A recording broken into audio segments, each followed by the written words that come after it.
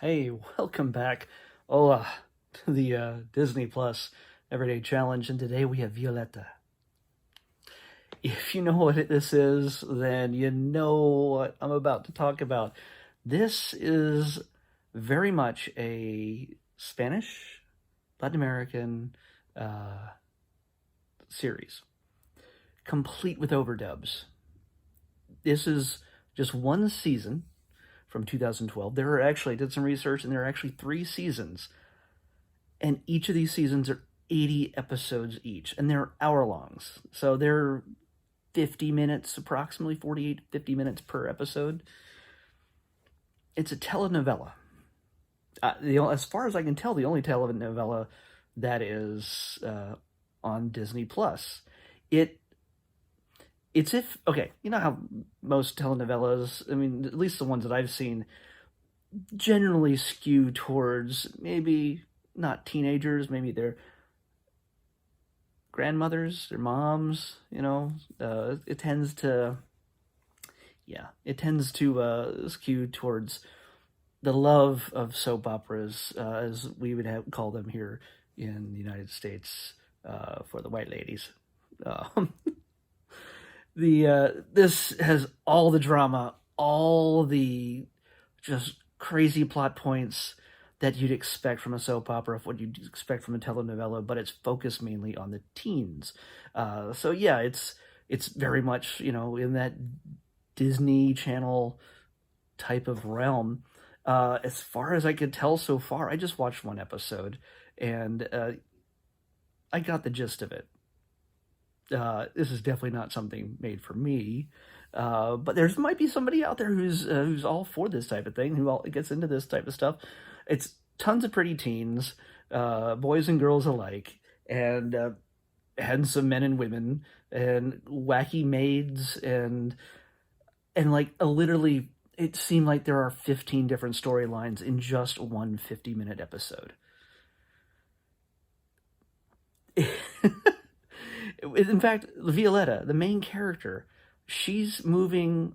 Okay, we got 2 Disney tropes in this, which probably what brought it into the channel here. One, her mom's dead. Classic Disney, even though it's probably never been created by Disney. It's just uh, appropriated by Disney. Second, fish out of water, because she's moving from Madrid to back to her homeland of Buenos Aires, and yeah, because her dad's a diplomat and she's got to go with him, and she hasn't been there back there since she was a kid, and from what we understand from one of the characters' plot points is that her aunt, basically Violetta's aunt, who's a young teacher at this school that I'm guessing that Violetta is going to eventually go to, because there's a whole string of like 50 different storylines that are taking place at that school that have nothing to do with Violetta in the first place. So I'm trying to figure out why they matter. But at some point, I'm imagining she's going to get mixed up in this. But the Angela is the music teacher. Her aunt is a music teacher, but she believes that Violetta's dad will not let her see Violetta because of something that went wrong in the past because of her sister. Maybe how she died. Already, it's getting really super complex unnecessarily. We got a number of the different soap opera and telenovela tropes. We got the wacky servant, which is a woman named Olga. I'm pretty sure she's not German at all, or Austrian, or whatever that is, the name that Olga tends to associate with.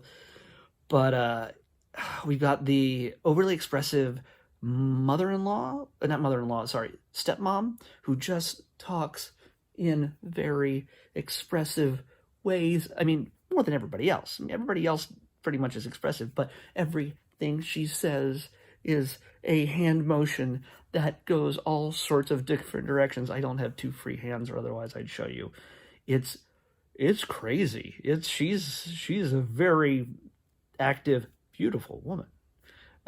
Who, again, because this is overdubbed, the the English speakers can't do this justice. Can't do the things she's speaking about or how she speaks them justice. I swear these voices sound very familiar to me. It sounds like they're anime actors and actresses doing these voices. Like, it's the first time I've ever seen them do something that's not Japanese or Korean, and it's kind of stunning to, like, some voices that I seem to recognize. I could be completely wrong, but they elevate this to a new level of wacky.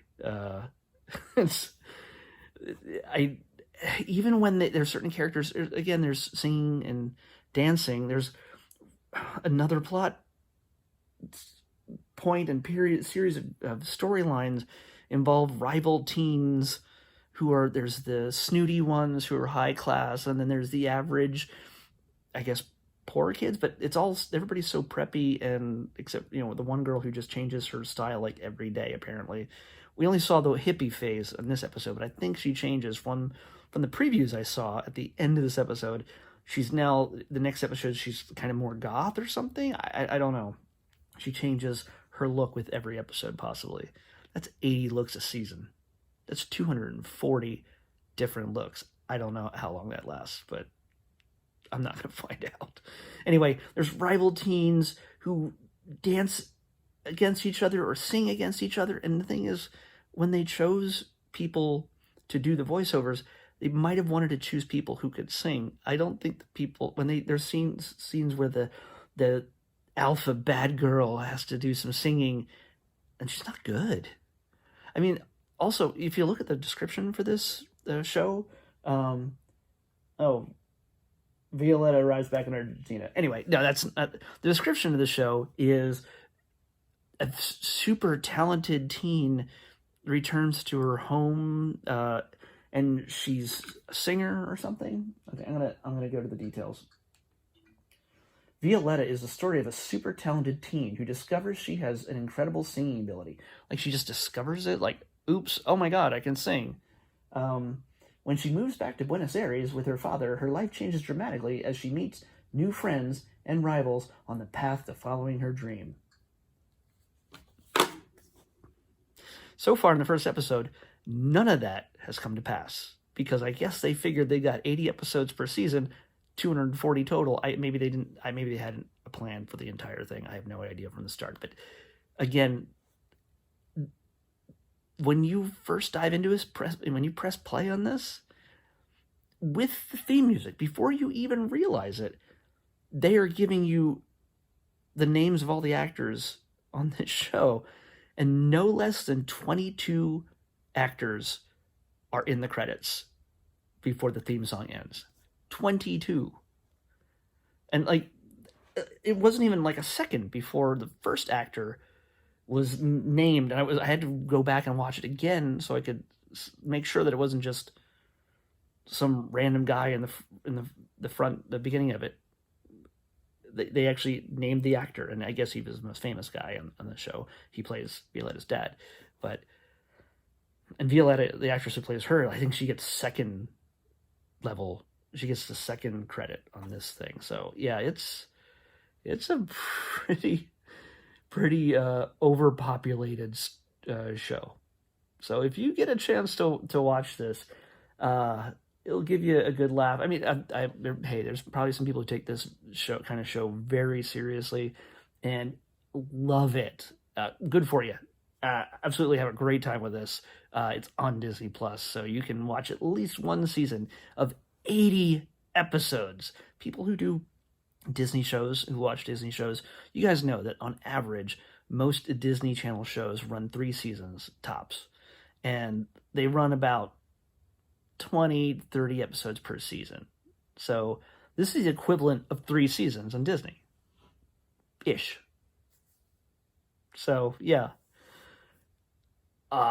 I can't imagine watching this whole thing. But if I was dared hard enough, I I would do a series just on this show, and I would give a complete recap of every episode and do my best not to come off like a racist jerk, because it's gonna happen, because I'm ignorant of how any of this stuff works on telenovelas, except for the handful that I've seen. And also, I've seen people do some pretty funny commentaries on telenovelas who actually know what they're all about and how they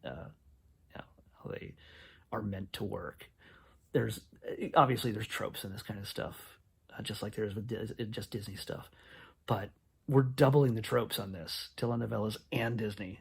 So, whew, I can't imagine Violetta on Disney Plus. It might be a rabbit hole that you might have to go down. I'd need money to make me do it. No offense to the show, I'm sure it's very well done, but it got incomprehensible about 10 minutes in, because even though everybody was overdubbed in English, it switched scenes like left and right, and I couldn't tell if everybody was trying to be funny or if it was trying to be serious. There's this one like assistant to her dad, Elsa, I think, who is very uptight, but she gets cake smashed in her face or stuff poured on her, or like the joke is that she's constantly being vexed by Violetta, and she gets stuff all over her face and her hair and her clothing, and that's comedy gold, people. So I don't know. Violetta on the Disney Plus Everyday Challenge. Whew. If you want to dare me to do 79 more episodes, you let me know. It's gonna take a few bucks for me to do that. Let you raise some money. We'll see how that works. But beyond that, hey, if you love telenovelas and you love teenage comedy dramas with incomprehensible, super complex storylines and weird love quadrangles where honestly everybody like has a crush on everybody else, but never the right two people together. It's the episode ended with two characters I'm not even sure who they were after a while. I know I'd seen them previously in the episode. It might have been the pizza delivery kid and the girl who works with him, and they were standing under a tree in the rain but didn't know they were there, and then she steps out and slips in the mud, and he captures her. Or not capture, he catches her as she falls, and she swoons, and it ends. And it has nothing to do with Violetta. Normally, in a show called Violetta, it would focus on Violetta, start to finish. The rule is, you start with, when you're writing a show, if you start the show with a certain character, usually the title character, you end with a story, with a thread of story that has to do with that title character. The rule is not applied here. So I've talked enough. Time to pick tomorrow's. All right. 82. On the other end of the spectrum. 82. Scroll. 82 is a movie. By the way, I don't know if you guys noticed that it seems like we do 3 movies in a series. 3 movies in a series. That's what this cycle has been for the last few weeks here. So today's is a movie, and I recognize the name, but like when I've searched for Captain America and I put in CA or something, well, this gives me Camp Nowhere, number 82, Camp Nowhere. So that's what we're doing, Camp Nowhere. I don't know who's in it. I think somebody important or famous is in it. It's probably not overdubbed. We'll see. It could be Hilary Duff. It could be Lindsay Lohan. We don't know. Why? How have I not seen anything Miley Cyrus yet? Was she not on? She was on Disney stuff, right? How have I not seen any Miley Cyrus? Hannah Montana. That's weird. It's got to be on here. Anyway, Camp Nowhere on the Disney Plus Everyday Challenge. See you tomorrow.